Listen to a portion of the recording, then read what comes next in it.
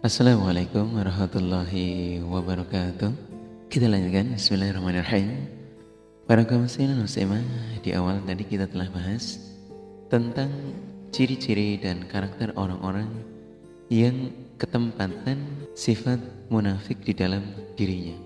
Meskipun menghukuminya adalah bukan prerogatif manusia. Bahkan di zaman Rasulullah SAW sendiri dilarang untuk menunjuk hidung seseorang, terutama para sahabatnya yang lain kecuali beliau, karena beliau dituruni wahyu untuk menentukan dan juga mengusir bahkan dari masjid ketika dalam satu majelis. Para kaum muslimin muslimah yang berbahagia, untuk saat ini memang hanya bisa dilihat dari bagaimana dia berperilaku, bagaimana dia berjanjinya, bagaimana dia ketika berucapnya. Apakah semuanya memiliki 3 kategori yang di awal tadi kita telah jabarkan, di mana semuanya juga tidak kemudian kok nggak ibadah. Tidak, mereka juga ibadah. Mereka juga dalam bahasan yang awal Rawi Ahmad disebutkan wa in sholat, wa in soma, wa in za'ama anahu muslim. Meskipun dia sholat, meskipun dia puasa, meskipun dia menyangka atau mengakui dirinya adalah orang-orang yang muslim kepada Allah, tapi kenyataan bahwa mereka memiliki 3 karakter itu, maka ketentuannya kalau ada ketempatan satu maka terseret ke dalam karakter munafik. Kalau dia memiliki 3 karakter munafik, berarti orang tersebut itu adalah munafik murni. Na'udzubillah min syarri dzalik. Para kaum muslimin muslimah yang berbahagia, kita sambung kembali bahwa memang menjadi pribadi yang baik itu sangat susah. Memang menjadi pribadi yang karakternya adalah terpilih itu susah. Namun kalau seandainya orang-orang muslim, orang-orang iman yang telah mengerti tentang beberapa hal yang bisa menjadi pengingat secara amal ibadah dan kebaikan, atau kemudian melihat seseorang yang memiliki kelebihan dalam hal ibadah, kemudian memiliki kelebihan dalam hal amalia, itu perlu, bahkan kita boleh iri, asalkan iri dalam kebaikan. Di kalangan orang-orang iman sendiri yang terbaik dan yang paling baik itu digambarkan kalau dalam Rawi Bukhari disebutkan an Abdullah bin Umar, beliau mendengar Rasulullah SAW memberikan gambaran. Jadi orang yang baik itu digambarkan seperti halnya 100 ekor kendaraan unta, yang kendaraan ini akan sulit sekali untuk dicari mana yang paling terbaik satu persatu dari 100 ekor onta tersebut, mana yang paling terbaik. Atau dalam bahasanya innaman naskal ibilil mi'ah, manusia yang terbaik itu seperti halnya kendaraan onta yang jumlahnya ada 100 ekor, kemudian la takaduna tajidu fiha rohilah. Dari 100 ekor unta, yang paling terbaik yang bisa digunakan untuk kendaraan itu mungkin hampir-hampir ya, tidak ada gitu. Yang paling best of the bestnya itu kalau dilihat dari kasat mata tidak akan bisa mungkin dijumpai semudah itu. Jadi memang perbandingannya sangat banyak. Maka dari hal ini kita akan mengambil kesimpulan kembali bahwa salah satu yang menjadi ciri-ciri kebaikan di sana ya orang-orang yang baik, juga pilihan-pilihan di kalangan 100 orang itu sendiri ya.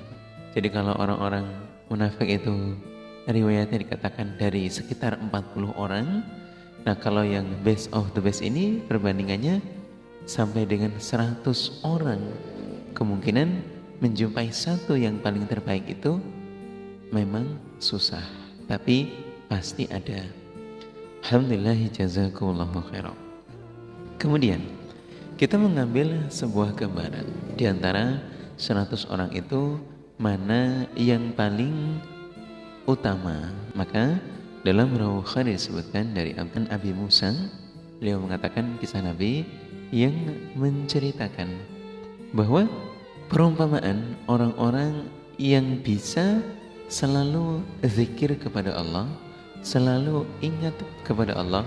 Dan perumpamaan orang-orang yang tidak berzikir kepada Allah itu digambarkan seperti halnya orang-orang yang hidup dan seperti halnya orang-orang yang telah wafat, yang mati.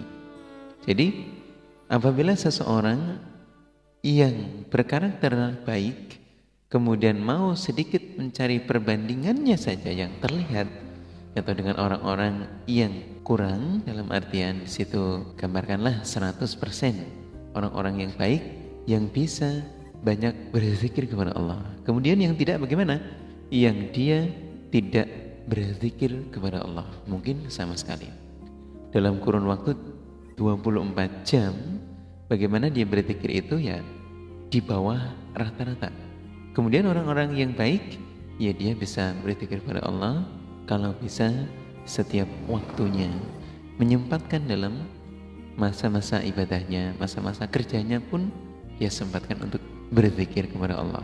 Kemudian bagaimana nanti kalau kemudian kita mau memilih amaliyah apa yang baik untuk beribadah kepada Allah, amaliyah apa yang terbaik untuk diucapkan kepada Allah, untuk berzikir, suatu kalimat zikir di mana dalam Riwayat Bukhari disebutkan dan Abi Hurairah kami bilang kalimatani habibatani ila rahman khafifatani ala lisan.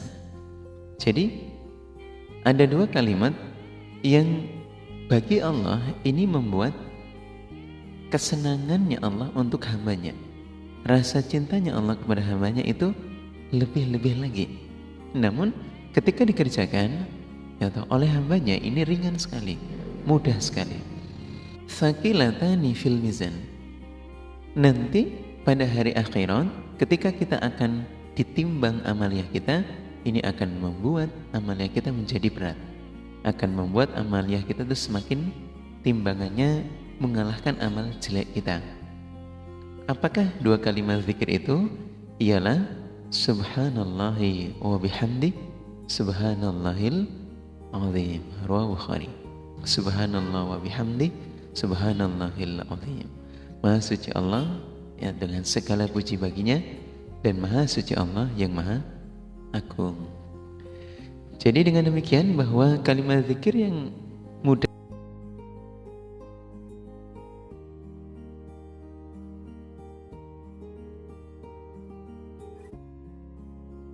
kita lanjutkan tentang hal terakhir yang akan kita jadikan bahasan ialah bagaimana cara kita untuk lepas dari sifat kemunafikan. Maka dalam Riwayat Tabrani disebutkan an Abi Hurairah qala Rasulullah sallallahu alaihi wasallam disebutkan man aktsara zikrallahi faqad bari'a minan nifaq. Artinya bahwa barang siapa yang ingat kepada Allah dengan lebih banyak, yang zikir kepada Allah dengan banyak kali, aksaro, lebih banyak daripada yang biasa dilakukan oleh orang lain pada umumnya, membaca kalimah istighfar, membaca kalimah thayyibah, membaca kalimah-kalimah yang membuat kita lebih ingat kepada Allah. Tidak hanya ketika setelah selesai sholat kemudian kita berzikir, tapi zikir kepada Allah anytime, atau kapanpun waktunya.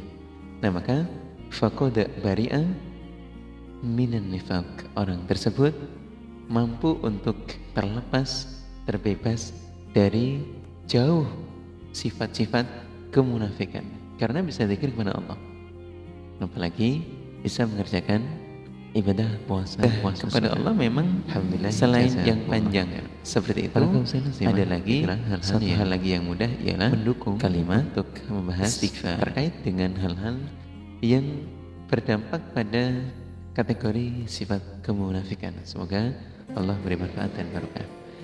Kurang lebihnya pada pembahasan kali ini, kurang lebihnya kami mohon maaf yang sebesar-besarnya. Akhir kali apabila ada salah dan kurangnya kami mohon dimaafkan. Sekian, assalamualaikum warahmatullahi wabarakatuh. See you next video.